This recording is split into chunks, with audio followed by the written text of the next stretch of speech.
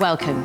Today we're asking, what can business learn from sport? And I'm delighted to be joined by Ken Walsh, Deals Leader at PwC, Nigel Wilson, CEO of Legal & General, and Alison Kirvin, author and former sports editor of The Mail on Sunday. Now, even in a turbulent economy, many businesses will be looking for new opportunities to grow, and many will be looking at deals and investments they can make, sparking talk of a deals-led recovery. We're going to focus on what makes a good deal and how deals can be a catalyst for positive change.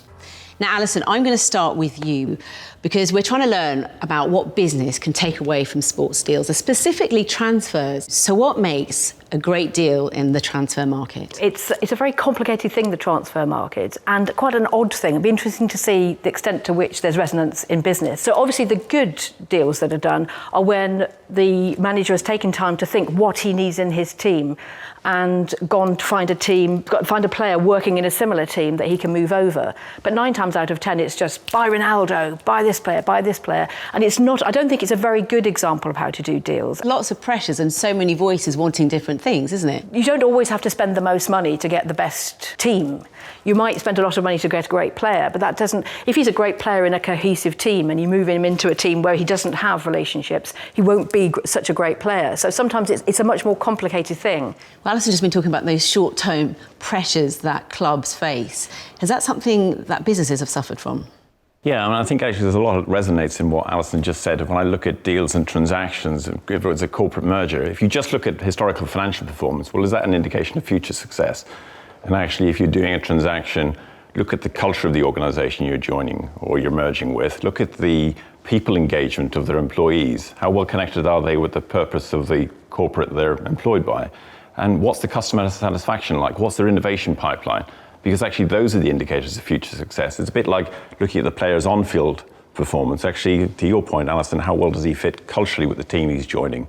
Or even if I'm looking at a football team's position in the league table, well, people say the league never lies. Well, actually it does in terms of you looking at likely future success, because actually what's the performance of the team in terms of goal difference and shots on target? And again, you put that in a business context. You say, actually, what's the underlying driver of the business? And actually, are the financial performance, the historical results we're looking at, really indicative of the future success of that business? And what am I really buying? So it's about looking at an overall picture. Yeah, I think when it comes to sport, you can be the best striker in the world, but if no one gives you the ball, you won't score.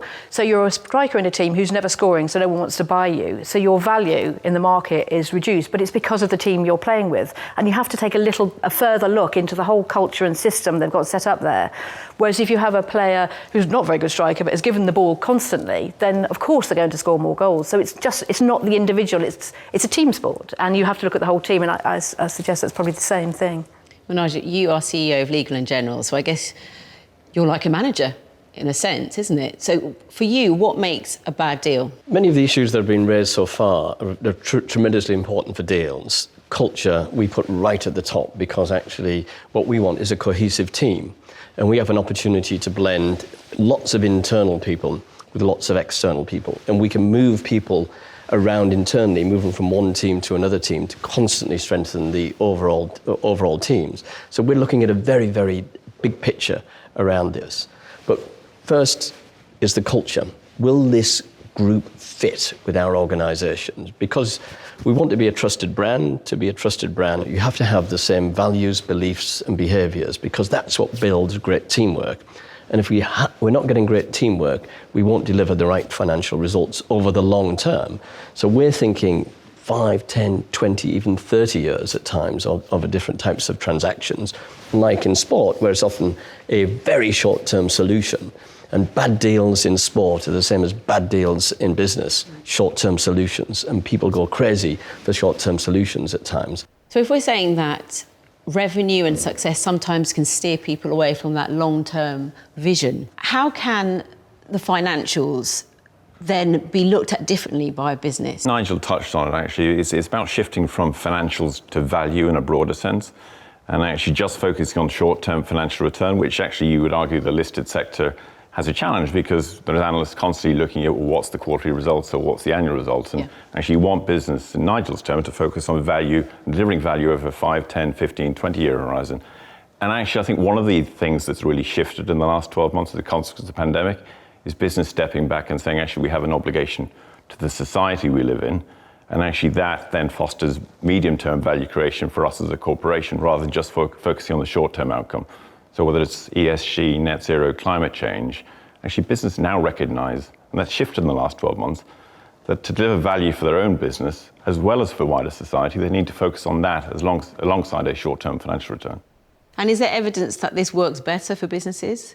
Yeah, I think there's a lot of evidence around this. I mean, a purpose is what holds companies together, and increasingly those are an economic and social purpose. People want to do things that are economically, financially, but also socially useful on a big scale. And the people who work for the company want to be part of that shared success. Very important that you're the purpose. And that's one of the things that we've seen in the last 12, 18 months, Nigel, I'm sure you're seeing it in L&G as well, is our people are looking to us to say, actually, what is the organisation that I'm working for? It's not just about the salary I'm paying at the end of the month. Actually, I want to feel a connection that my purpose resonates with the corporate purpose and that you stand for something that I believe in. And actually, we're seeing a lot of corporates and clients changing in the last 12 months. Emotional engagement is the highest it's ever been in my career right now, and particularly driven by lots of young people who really want to ask you difficult questions about, why am I here? Why are we doing this? What's the overall objective? And if it's a short-term goal, that doesn't really resonate particularly well. With technology and science are changing so fast now, it's creating unbelievable opportunities for us all. And so the number of deals that's going to get done is going to rise tremendously, because the raw material, money, is the cheapest it's ever been for several hundred years, and therefore that's incredibly cheap. But actually getting the other bits of the ingredients that make things successful around a deal is increasingly difficult, because things are changing so quickly, and you want to develop the purpose and fit the culture together. And it's not about simple transactions anymore. We consider deals in a much broader context. Nigel, I want to talk about vision. We've touched on it briefly about the long term versus the short term. How important is this? What we're trying to do is invest in assets that actually reflect society. And actually, people can look around and see, wow, this is what I'm invested in. I'm invested in all of these exciting startup businesses across 20 different universities in the UK. I'm investing in assets that are transforming the centre of various towns and cities. I'm investing in assets that are delivering affordable housing for people right across the UK. And that links up with the purpose that we have as an organisation as well. So people can have that massive emotional engagement. And it's a consistency, a bit like sports teams, not just in a very short time period, but year after year after year after year. Okay, and what do you think is driving this more purposeful approach to deal making? Is it the shareholders, past experience, the time we're in? I think it's an acceleration we've seen in the last 12 months. I think it was already there in 2019, pre-pandemic, but actually we've all realised as human beings we live in a fragile society. And actually we need to do more to embrace the outcomes we want in the future. We all want a cleaner, greener, fairer, more equitable society. Historically, we had the view that the government do education and business does employment. Actually, if you look at organisations that employ as many people as we do in the UK, we've got an obligation to upskill, because the world is moving so fast toward this technology development. The pandemic has been tremendous in driving real change and accelerating change in lots of different areas. I mean, it's a horrible thing to have happened, but it's driven many of us closer together and identified the problems. Health inequality is such a big issue. But part of the solution is for our firms to step up our efforts in this. All the solutions are there. It's about people collaborating together to deliver those solutions, and that's about teamwork. And going back to the sporting analogy, it's multidisciplinary teamwork. The physios have to be part of the team. People in reception, it matters what they're like and how they greet people when they come in, the professional standards that they set. And they themselves want to move up the career ladder. And there's nothing better and more motivating than people within an organisation having great peer examples of people who've made tremendous progress.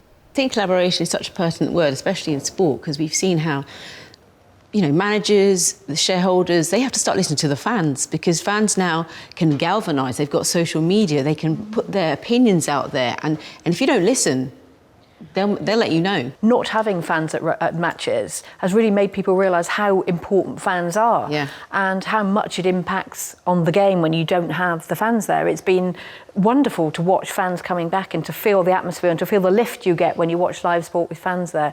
And it's very easy to dismiss fans, but you're only there because of them. You only exist as a sports team because people want to watch you. And the minute they don't, it's all over. The minute they stop buying the shirts, the minute they stop caring. And I think they've been dismissed in the past, and that'll be a real change that happens now. There's been much more thinking about how important fans are from the club's point of view. Also, we have fans rising up against team management making kind of decisions to move off into the Super League. And I think that was a real moment, wasn't it, when you saw the fans really feeling very strongly and feeling empowered to express how they felt, and then the withdrawal, the climb down from that. Okay, let's talk about the importance of data. How are businesses using data to evaluate their acquisition targets? The reality now is we live in a world that's awash with data that's tracking our everyday movements, and actually increasingly in evaluating acquisition targets for our clients, we're looking at a whole range of data, whether it's customer engagement, sentiment analysis from the internet, employee engagement, understanding their R&D and innovation pipeline, because actually that, alongside the financial results, you put those data sets together and everything else that's out there, you can get a much more better picture of future performance, likely future performance, and use those data sets in a way that determines how the business will optimize its performance post-deal and continue to grow and accelerate and improve employment prospects for those that employs in the communities it operates in.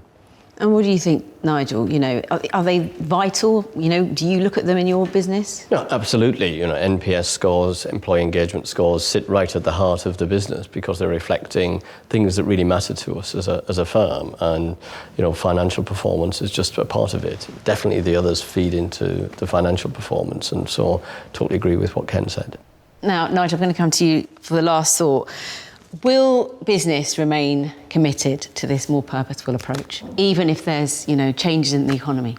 Yes, yes, yes. And I think we saw the economy changing, and actually lots of businesses stepped up and lots of people within those businesses stepped up. Because you've got the raw material, the money, we've got the capability, we understand the technology and the science, we can put, and the data analytics, we can put all of this together to deliver incredible solutions for society.